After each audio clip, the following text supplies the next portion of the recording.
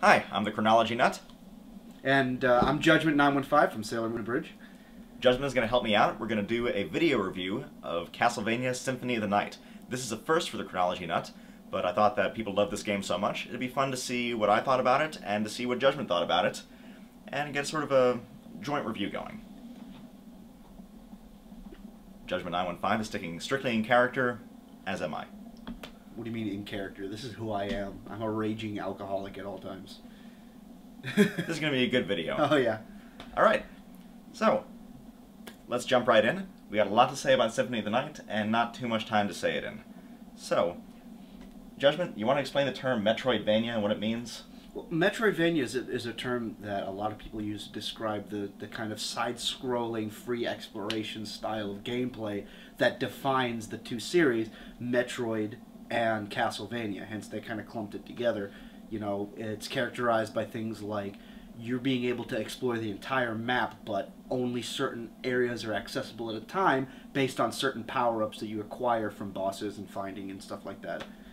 And it's pretty much the evolution of the more linear slide-scrolling games that formed the earlier versions of the Castlevania series. So it's kind of like they started off with this very linear type of gameplay and evolved it into something more free and what I think is more entertaining.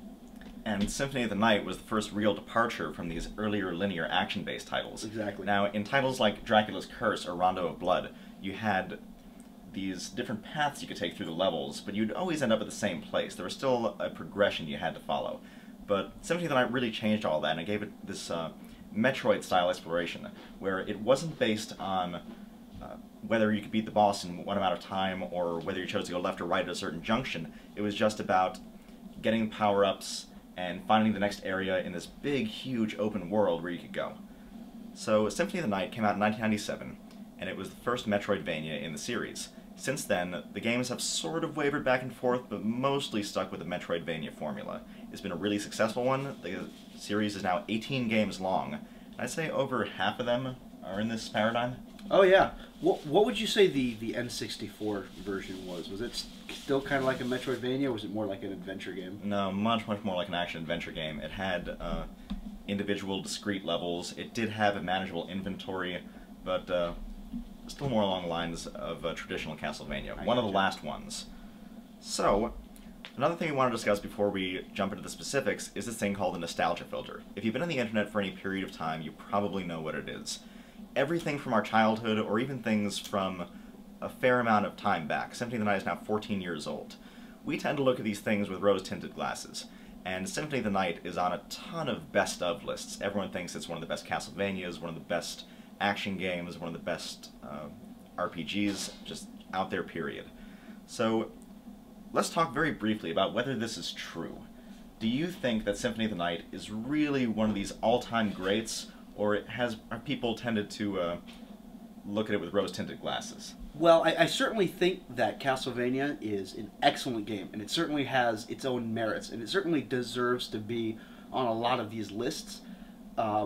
However, a lot of the praise it gets, I feel, is overstated based on the fact that back in the day, when we first played this game, it was groundbreaking. It was revolutionary. It changed the way pretty much everyone in the industry was creating these games.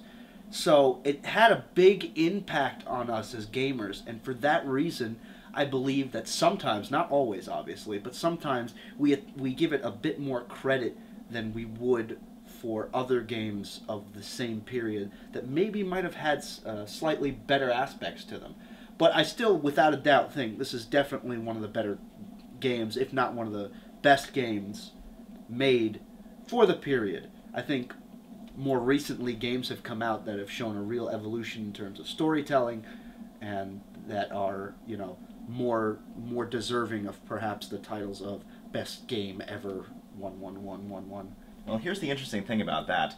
We don't really tend to think about which game perfected the formula so much as which game pioneered the formula. Take, for example, Ocarina of Time and Twilight Princess. Twilight Princess is a much more ambitious game. Everyone remembers Ocarina of Time because that's what first set up this 3D Zelda formula. In the same way, Symphony of the Night set up the Metroidvania paradigm for the Castlevania series. I just finished playing Portrait of Ruin. Is Portrait of Ruin a better game all around? I think so. But it still didn't pioneer that formula. It's not as creative and groundbreaking as Symphony of the Night. So I think I'm going to agree with you on this one. Symphony of the Night is an incredible game. It really, really holds up well after 14 years. But maybe the praise at this point is getting a little overstated when there are better Castlevania games out there, and certainly better side-scroller RPGs out there. Yeah, it's hard to argue the creativity of a game 14 years after its release. I mean, it absolutely has a lot of, great aspects to it, but creativity and innovation alone shouldn't be the basis for an award-winning game. There have been plenty of games. I just downloaded on my iPhone the other day a game that was very innovative, but it wasn't good. It was a game called Dirt. Basically, it had this big, ambiguous storyline about, this cat that dies, and then you have to uncover the history of it. But all you do is walk around, uncovering blocks and picking up gems.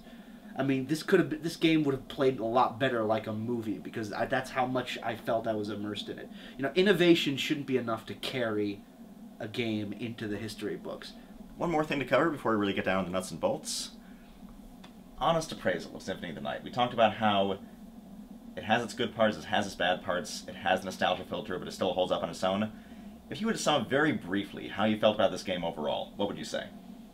I'd say it's a great and timeless classic that I enjoy playing and will probably replay again in the future. I think for the most part I'm going to have to agree with that. I think that Symphony of the Night is a great game that holds up really well, and it certainly has a lot of replay value. Those are our general thoughts. When we come back, we're going to talk about the gameplay of Castlevania Symphony of the Night.